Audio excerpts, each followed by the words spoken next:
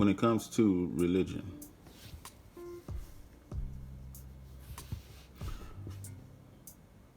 we religion is a hot topic.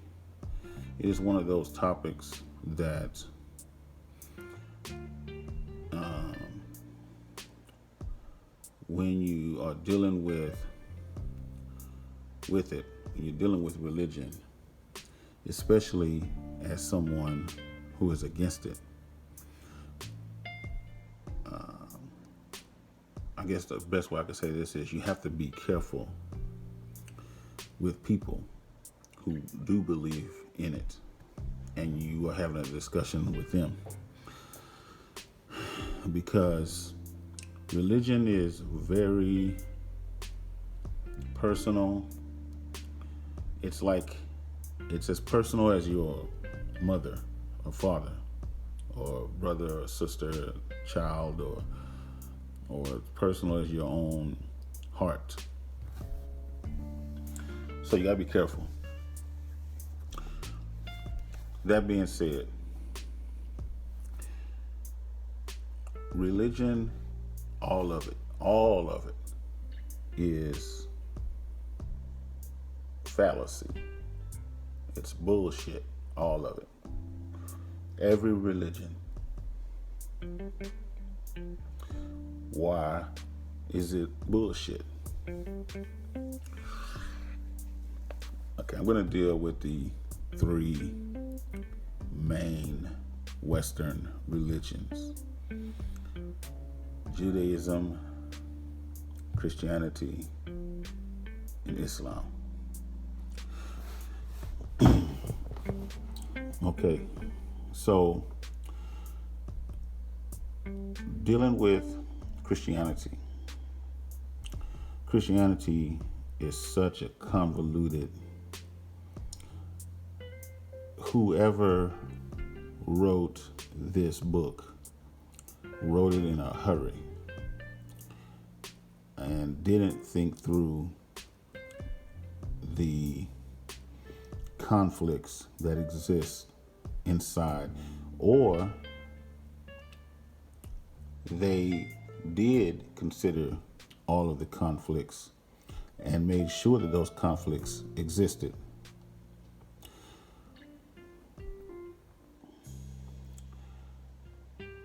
The Bible is made up of two parts: the Torah and the Injil, or the Gospel, or the New Testament. Now, I'll deal with the Torah part in a minute, but I want to deal with the Injil, or the Gospel, and the New Testament. The New Testament, it is totally based on validating Jesus Christ, or Jesus, or Isa, or as one brother put it, Esau.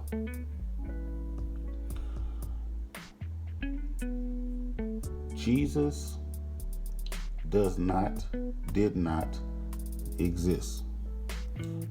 Jesus is a character written into a narrative in order to control the people who follow that ideology. There was never a Jesus. You can wordplay this all day and say, well, maybe his name wasn't Jesus, but the person existed. That shit out of here, man. You need to grow up. There is no Jesus. There is no Matthew, Mark, Luke, or John. There is no Paul's, Simon's, Lazarus. These people didn't exist. Not one single person in the Bible, not one single character in the Bible can you find a grave, a monument, a jawbone of for any one of the people in the Bible. Not one single person in the Bible. You can't find them anywhere else but in the Bible and in Bible themed literature. There's no cave for that have the bones of anybody in the Bible. But you have detailed stories of these people, but no evidence that they to put this with that to give validation. So Jesus don't exist. Never existed. Not only does Jesus not exist, the story itself is based on an older story.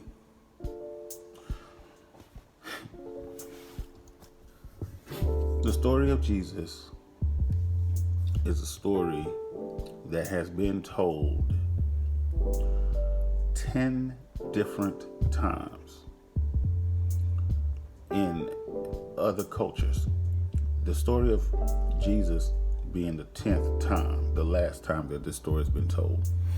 But the first time came out of Egypt or Kemet. The Indians have a story like that.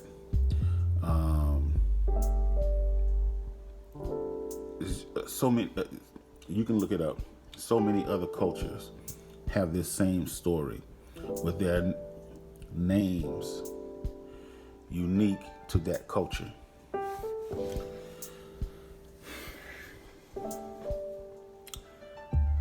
So if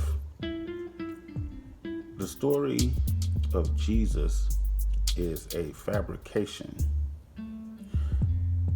and when you look at or read the stories of the saints, of the disciples, then their stories are also invalidated. Because if there is no Jesus, these people, there's no these people. None of those people. How can you have all of these witnesses talk about a person that never existed? Never. Because that person came from a story that happened 3,500, 4,000 years, 5,000 years before these people were even born. So the Bible has written in some witnesses to talk about the actions of a person who also never existed. So, okay. Now, let's go back. Now let's go over to the Quran. The Muslims believe that the Holy Quran was revealed to Prophet Muhammad by the angel Gabriel.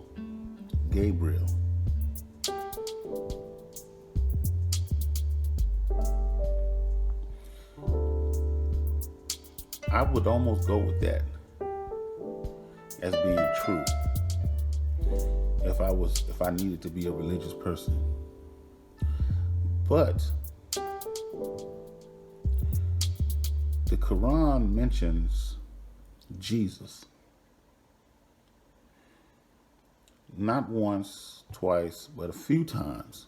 Not only does it mention Jesus, but there's a whole book, a whole surah, dedicated to Jesus' mother, Mary, called Maryam.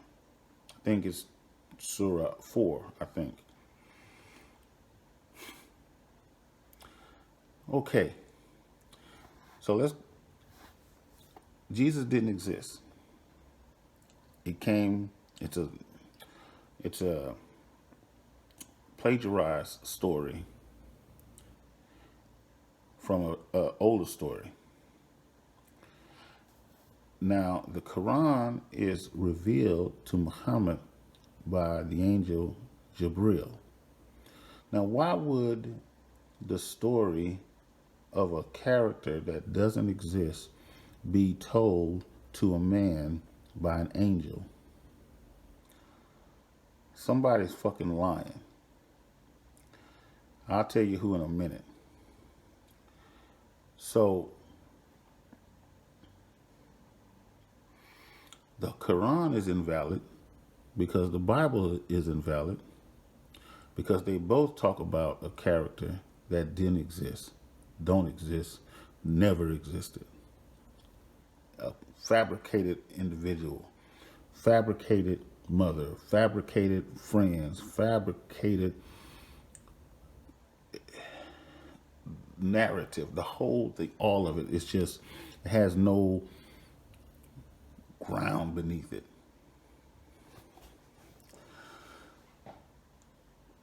I used to practice Islam, and I used to love Islam.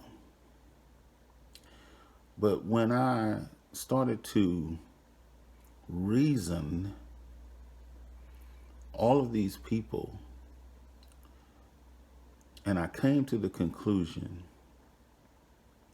that Jesus is not real. He's like the linchpin in this whole thing. And if Jesus is not real, then the characters are not real, then the events are not real, and any other book that is based in religion uses Jesus is also not valid. So what book do we have left? The Torah. The Jews, I don't want to say Jews because they're not Jews, they're Ashkenazi.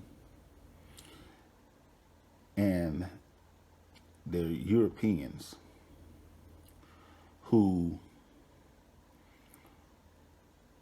used a defunct religion to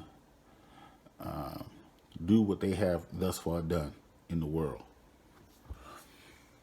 Okay, so the Jews have this doctrine that they call the Kabbalah. The Kabbalah is a doctrine. It's a set of protocols. It's a playbook on how to master the world. And in the Kabbalah, it talks about pitting people against people and then controlling both people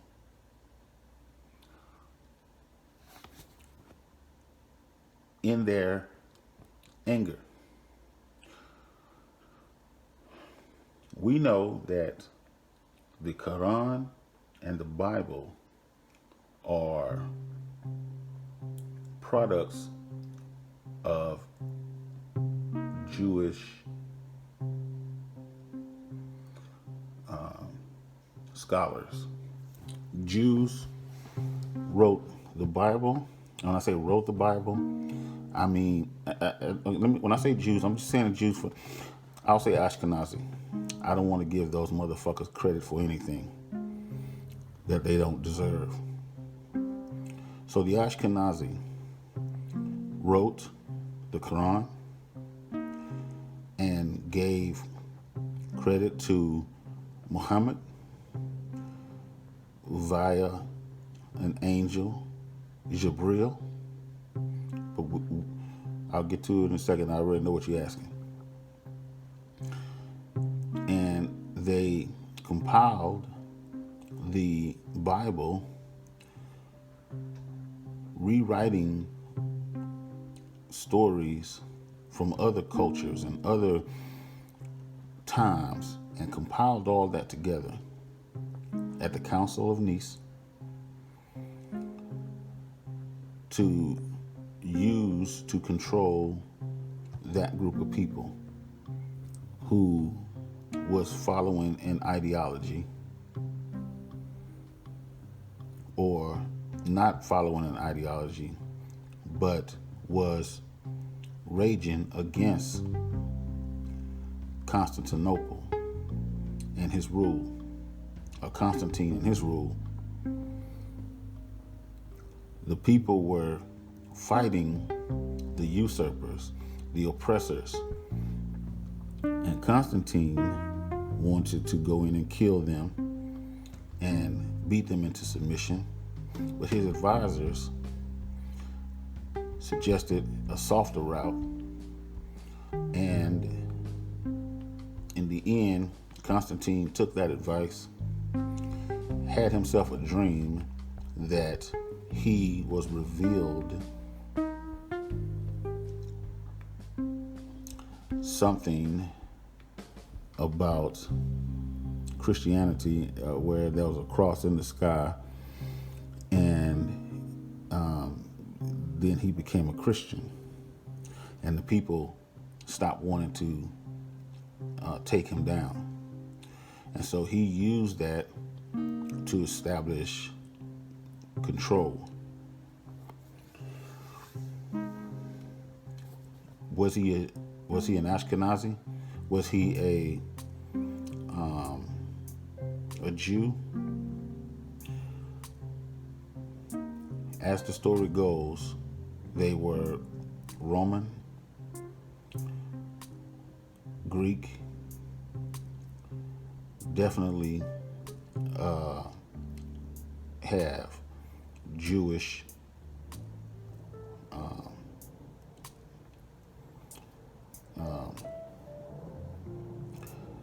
yes, they were Jews. I can't find the word I'm looking for, but yes. Now, here's the funny thing, not funny thing, but here's the fucked up thing. They also came up with the Quran. Now, in the Bible, the narrative about Jesus is that Jesus is the only begotten Son of God. Okay? As a Christian, you believe that, and that there is no way to heaven but through Jesus Christ and Jesus Christ's sacrifice, which is to martyr himself for your sins. But in the Quran, when Jesus is mentioned, the Quran indicates that God has no sons. God has no children. But Jesus is a person of importance, a prophet. Okay, so two things. Jesus never existed. So why would the Quran have that in there? And two, the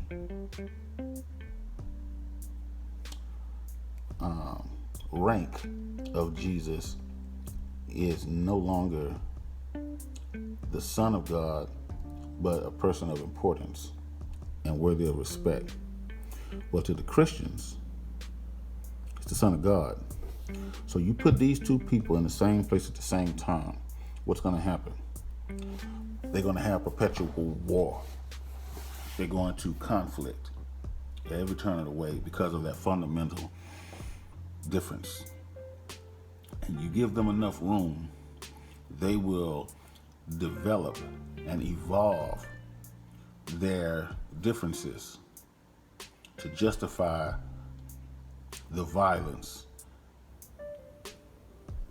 This is Kabbalah doctrine,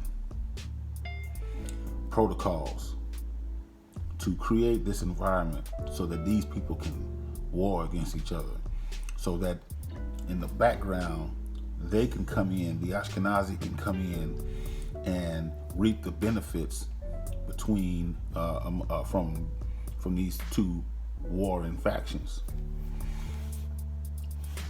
The Torah is a front man for Judaism. The Torah is a book of laws and stories about Jewish people with no ties to any ending. It's a story, it's based on stories of morality and stories of genealogy and stories of the wrath of God for not sacrificing.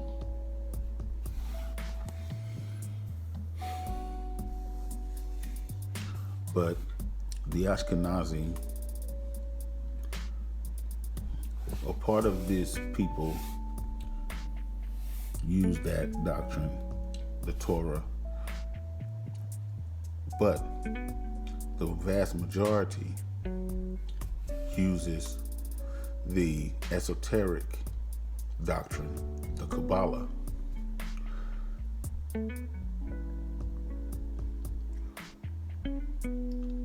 Religion was an invention by the Jews, by the Ashkenazi, by the Europeans, to